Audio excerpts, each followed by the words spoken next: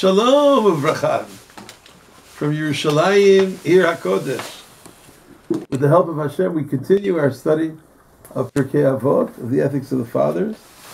And tonight, we study chapter 2, Mishna 18. Pirkei Avot, Perek Bet, Mishna Yud Het.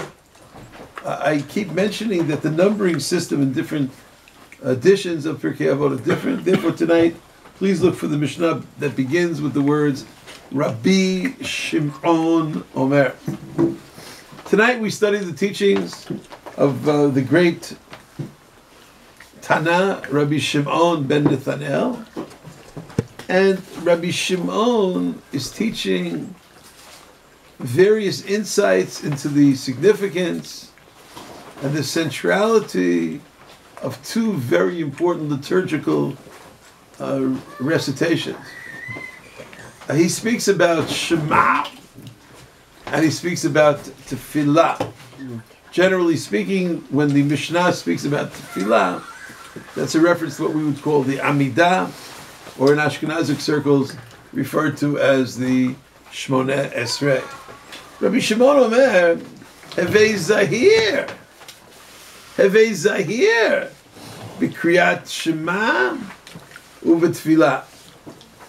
Be especially careful, be meticulous in your observance of Shema and of Tefillah and of the recital of the main prayer of the Shmoneh Esrei. Be careful, be cautious in the way you observe Shema, the way you recite Shema, and the way you recite the prayer.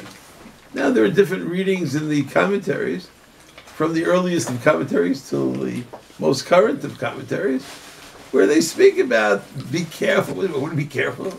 Be careful to recite it at its proper time. Be careful to read the words properly. Be careful to have proper intentions when you pray. Whatever it means, Kriyat Shema seems to be one of the overwhelming majority of authorities is a biblical commandment to read the Shema in the evening and in the morning. Be careful. It has a certain time limitation. Make sure you say Shema within the proper time frame. Now it says in the Torah you should say Shema uv'shachtecha uv'kumecha, interpreted by the rabbis at the time when people are going to sleep and the time when people are getting up. However, maybe Shema conceptually teaches us the two times that we're supposed to connect to God. When things are dark outside. There's times in people's lives, I bless everyone here sitting with us and learning with us, people watching this, the entire Jewish people, the entire world. It should never be dark in your life. You should always have the bright sun shining with happiness and glory and good health and sweetness. But sometimes it's dark. And sometimes when it gets dark in a person's life, or in the national life, or in the universal life, people feel like, I don't want to talk to God. I don't want any recitations now about God. It's dark outside. Why should I be going through a dark period? And maybe the Torah emphasizes, even when you're down and out, you're lying down. It means I can't even move. I'm so limited. Don't forget about Hashem. Don't give up. Don't think that God has abandoned you. It's a passing test, and you'll get through it. And recite the Shema. Recognize the God of Israel and the God of the world, even when you're lying down. And there are some people, I'm not judging anyone, but because they were in a period of darkness, they stopped praying. There are some people who left the recital. I'm not just talking about the formal recital of Shema. They stopped their prayers because, where is God? And then there's the other side of Kriyat Shema in the morning. Sometimes everything is so glorious. The sun is shining brightly. Uvekumecha, you're standing up. Everything is wonderful. Everything is happening exactly the way you want it to happen. So there are some people who they don't say Shema then. They view Shema, they view their connection to God as the kind of petitional prayer when they're in desperate need. And they feel that when the sun is shining, There is no special need. Their business is booming, their family is successful, their community's stature, their educational self, everything is going well, thank God. So who needs God? Uvkumecha. And when you do stand up, and when the sun is shining brightly, make sure you're careful with the recital of Shema. And again, not just the technical recital of Shema. Don't leave God. Some people leave God because it's dark, and some people leave God because it's light. And both are tests. There's a test of wealth, and there's a test of poverty. There's a test of success, and there's a test of failure. Hevei Zahir B'Kriyat Shema. One of the most glorious readings. I have a book here on the shelf, several hundred pages, just on the first paragraph of Shema. Rabbi Kasha wrote extensively about Shema. There's so much to study. You can study Shema your entire life. Every word of Shema, every message of Shema. The all-encompassing statement of the Jewish nation. So Kriyat Shema is the recital when we read God's words. And be careful, uvitfilah. Be careful when you recite the Amidah. Be careful when you're praying. Now in prayer, it is very, very easy to fall into a mode of rote, to do things mechanically. I davened yesterday, I prayed yesterday, I had 2 days ago and last week, and so I know the prayers already by heart, and I could just start the prayers and they just flow by themselves. The Mishna teaches, Rabbi Shimon teaches, Uchisha'ata mitpalel, al tas tefiltcha keva. Don't make it something so permanent, so routine. The Baal Shem Tov said, I believe, that's what I read, that if you prayed today the way you prayed yesterday, then you did not pray today. Today's prayers, we don't need a recording. You're going to play, a repeat of yesterday's prayers. New feelings, new intentions, new ideas, new concepts. Put something new into it. Let's say every single day you time yourself and the prayer is exactly the same. What's the likelihood when you're exactly the same today as yesterday? You don't take into consideration moods and modes. You don't take into consideration different situations in life. It's always the same. Every day it's exactly the same amount of time. Sometimes maybe there's a concept of praying quickly. Sometimes the concept of praying slowly, praying deliberately. Sometimes maybe you have to praise more. Sometimes you have to ask more. Sometimes you have to thank more. Don't make it a tefillat keva. Exactly, everything is exactly the same. I don't know if this is accurate, but somebody told me. I believe it's an elderly Jew here in Yerushalayim who told me that he had the privilege of praying with the Chazon Ish, Rav Avraham Yishayach Karelitz of blessed memory, one of the leading rabbis of our generation in Bnei Brak. And I think he told me about the Chazon Ish. I hope I'm repeating it accurately because it's not something I have in writing, but I remember an elderly Jew when he told me many, many years ago here in Yerushalayim. He said that often in the minyan they would not begin the Amidah exactly. If you the people viewing, the people participating, if you ever prayed in the minyan called Vathikin, the Nates, the Hanates minyan. So they're standing there with the watch, and Nates is exactly at 5:52. Let's say, 5:52. Well, that's exactly when it gets quiet. That's when everybody says the Amidah. This person told me that it wasn't that way. Now I'm not criticizing God for that. That's beautiful. Hashem should bless all the people who are participating in Vatikin Minyanim all over the world, especially here in Eretz Yisrael, especially here in Yerushalayim Kodesh. It's a great, great accomplishment to pray with the first energies of morning. However, when the clock is exactly right, 5:52, and that's the moment that they get up to the Amidah, one could say, well, that's the ultimate level of prayer. This man told me that at the minyan that he participated in Bnei Brak, with the greatest rabbi of the generation, that's not the way it worked. Sometimes it would be, a few minutes later, and they asked him, but the Hanetz, Nates, Look at your watch. And one of his students said that the rabbi suspected that if you do it that way, maybe it's keva. Every single day, exactly at the moment of the crack of dawn at sunrise. And what about free-flowing expression? Don't forget, right, the paragraph or two before the Amidah, the page before the Shemona Esrei, is the Shema. So you say Shema exactly. You have it timed exactly what time you get up to Yishtabah and what time you get up to Kriyat Shema. What about free-flowing energy? So be careful. And when you do pray, says Rabbi Shimon in our Mishna, Al ta'as tefiltech keva. Don't make it something routine. Make it something fixed. It should be different. It should be different.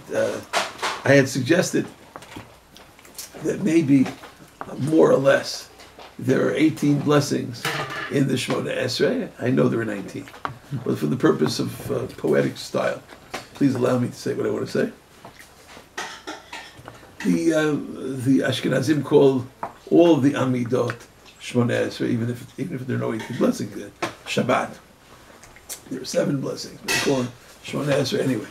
I don't know if that's not found in the Sephardic communities. They don't refer to it as Shemona Esrei. Only Amidah, right? I think Amidah, but whatever. So if we have more or less 18 blessings in this prayer, and we more or less say it 18 times a week. So I would, right, 18 times. We say the prayer 3 times a day. I'm talking about the teflitech.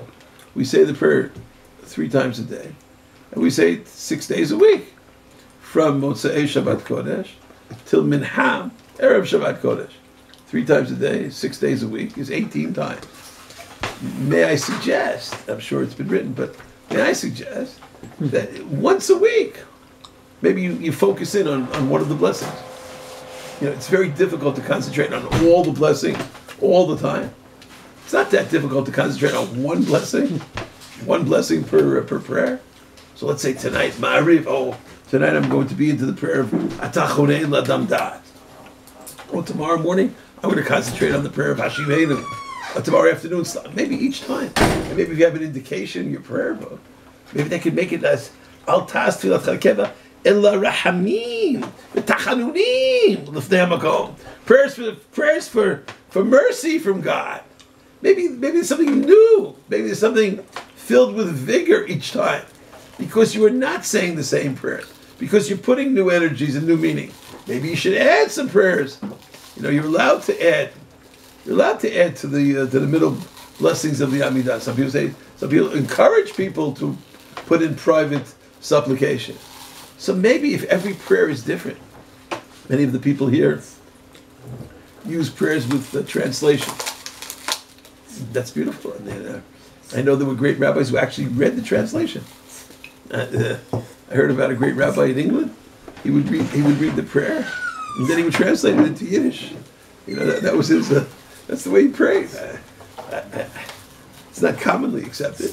That was his method of expression. Well, is it so that was his method of expression.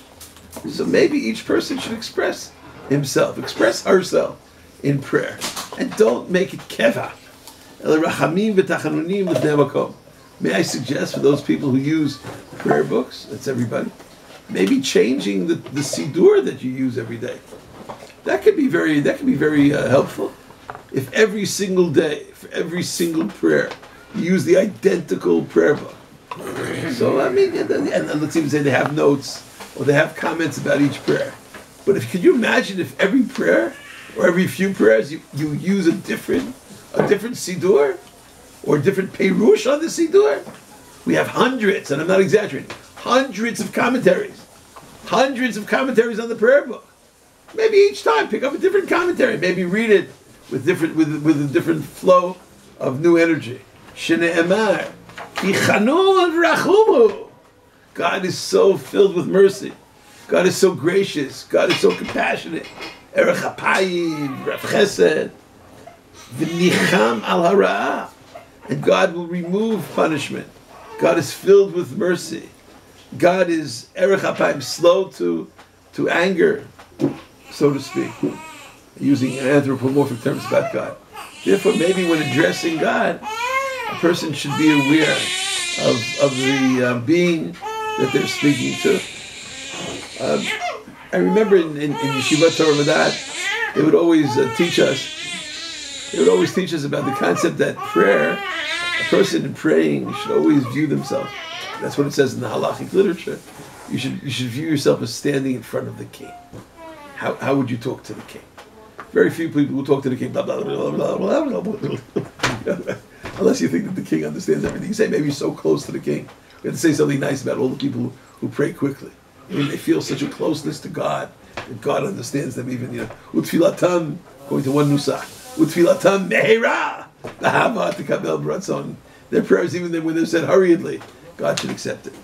But I had the privilege only once in my life of being in the White House. I was in the White House more than once, but only once was I there with an actual meeting with the president. My father, of blessed memory, together with many great rabbis, was invited to the White House lawn for glatt kosher cuisine, and we were introduced individually.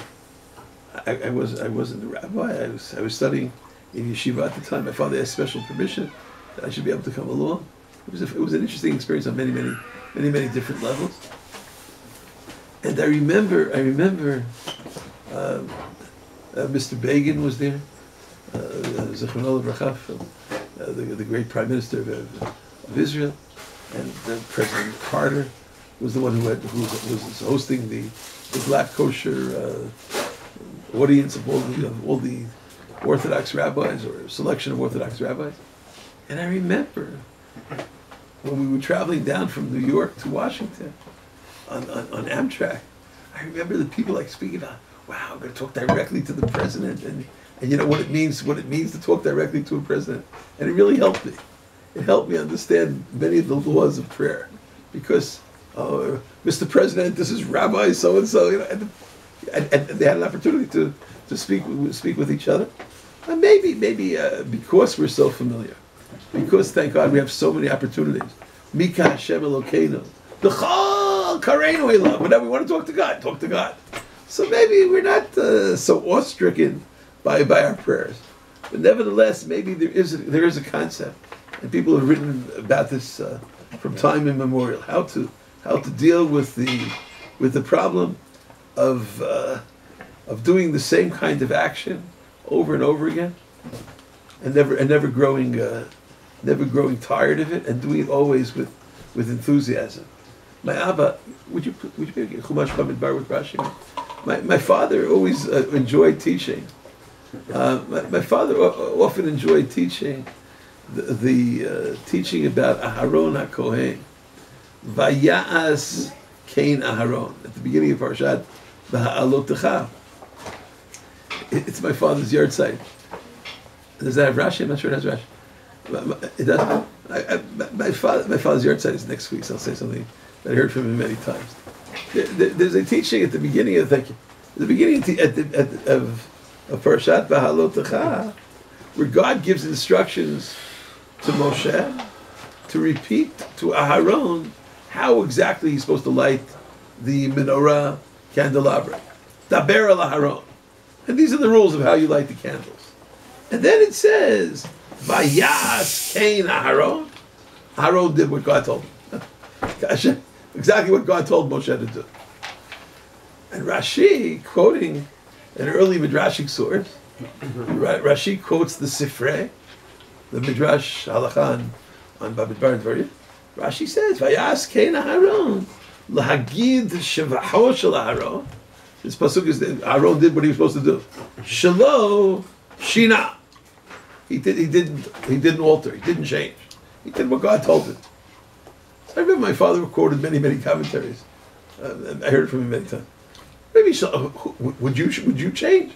And God tells you to light the candles in a certain way. So you would light the candles the way that God told you. Lagid Shevacho Shel Aharon. Wow, the great praise of Aharon, that he did not alter the way that God told him to light the candles. Many interpretations.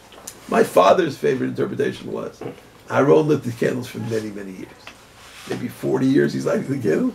There's a daily ceremony of lighting the candles. Lagid Shevacho Shel Aharon, Vaya'as Kain Aharon. Aaron lit it with the same enthusiasm, with the same alacrity, all the years. You ever see the way some people put on tefillin the first time? Wow, the first time putting on tefillin. You see the way people put on tefillin the 1,000th time? You know, it feels like, okay, you know, it happens all by itself. You know. Maybe we need new sources of energy for praying. All the great people that have introduced singing in praying. There aren't that many places that sing prayers during the week. Not that many places. On Shabbat, maybe people are in a hurry. In Breslov, I think they sing. What? Only call back. I can't hear you. Call back. Call back. Rav Shlomo Kalbach's students. Yeah, I mean, he also introduced a great thing. Rav Shlomo, I think, was maybe one of the first. Him and his students, they continue it. May Hashem bless his son, man.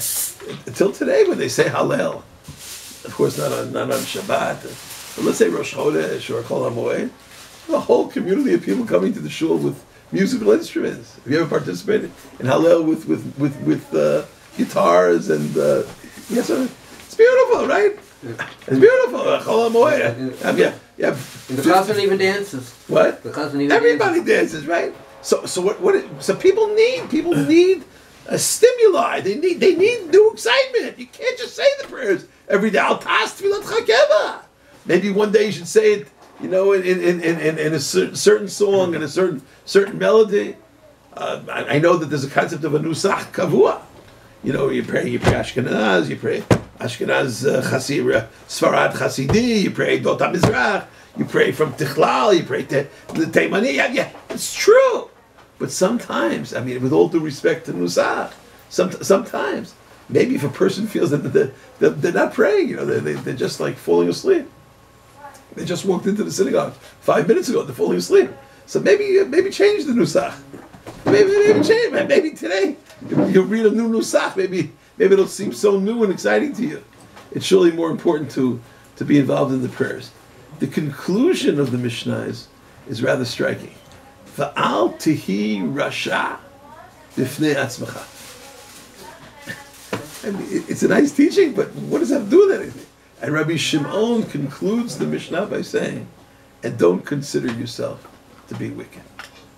Al tihi rasha b'fnei atzmacha. When you look at yourself, when you think of yourself, when you judge yourself, al tihi rasha. That could have theoretically been in any of the Mishnayot here in Pirkei Avot. And one of the challenges of learning Pirkei Avot, we have tried addressing it in many of our study sessions, is the flow. What's the connection? Sometimes you have teachings in Pirkei Avot in a particular Mishnah, teaching A, teaching B, teaching C. All are beautiful teaching. But what's the connection between A, B, and C? He just decided to say Al Tihi Rasha B'fnei Atzmacha. So there are many interpretations. I would like to share one. And maybe that maybe some people sometimes when they're praying, they feel they're saying Kriyat Shema. They're saying, how significant can my prayer be? How impacting can my tefillah be? Who am I? I'm such a broken individual, and I did this wrong, and that was. And I made errors in this area, this transgression, this violation. Yeah, God is going to listen to my prayer. Do I have any chance in front of God? And many people start thinking of themselves as Risha'im. And this breaks down their excitement in prayer. Because if I'm a Rasha, and God is going to ignore my prayer anyway, so why should I bother? Al Tihi Rasha B'fnei Atzmacha. Do not consider yourself to be a wicked person. Every single person says Kohelet.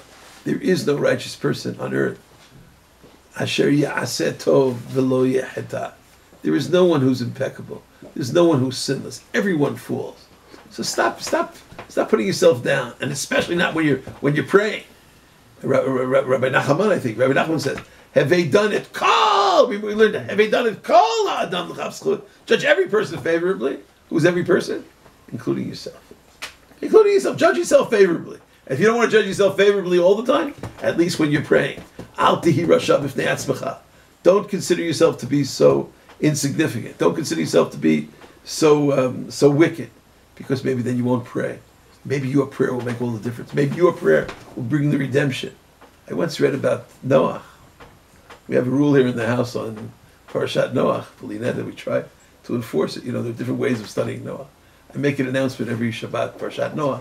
Say whatever you want to say. We have people in the room teaching. We go around the table, but don't bash Noah. We hold the rule of the house is we consider yesh dorshim l'shav. Yesh mirabotenu dorshim l'shevach. We hold Noah to it's tzaddik. Tamim hayabedor. Noah's great, right? Yotcha ra'iti tzaddik. Don't tell me the other. We know there's another opinion, but tonight is not Parashat Noah. So I want to say so. One of the claims against Noah is did he pray for his generation?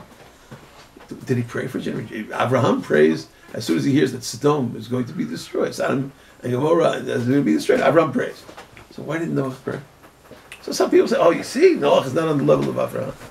But I did study another interpretation, that Noah didn't view himself as being worthy of God accepting his prayer. Who am I, said Noah. I'll say a prayer. God is not going to destroy the world because of my prayer. Yes! Yes! And stop putting yourself down in prayer. And stop considering yourself to be insignificant in prayer. Al tihi rasha b'fnei atzmecha.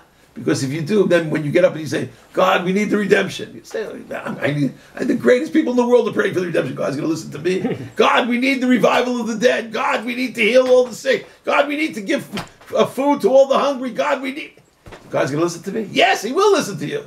The concluding statement is, Al tihi rasha b'fnei atzmecha. Make sure that you don't judge yourself. Make sure that you don't consider yourself to be a wicked person. May God answer all of the prayers that are being said. Those that were said, those that are said, and those that will be said. We always put in that God should answer all the prayers l'tovah.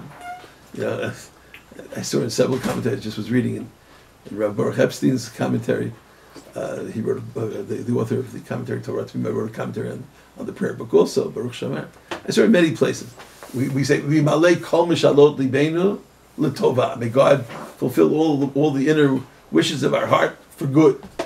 Do you know anybody normal in the world whose inner wishes of their heart are not for good? We're not talking about someone who's a masochistic self who wants to destroy themselves. We're not talking about, God forbid, people who are challenged with mental issues. What do you mean l'tovah? Of course l'tovah. Why do you have to say Imalei kol mishalot libeinu l'tovah? Just kol mishalot libeinu. Just everything we want, give us. And he writes, and others write, and I think it's almost self-evident. But you have to be careful, because sometimes the person thinks that something is for their good, and they're asking God for a particular blessing, and maybe it's not for their good. So maybe in every particular request that a person makes, they should add, God, work it out. I want A, but I want A l'tovah. Please work it out l'tovah. Please help me see the fulfillment of that particular request l'tovah. Akadosh Baruch Hu yimalei kol mishalot l'bechem l'tovah. And the Kriyat Shema and the Tefillah should be on the highest of levels, as Rabbi Shimon teaches. Thank you so much.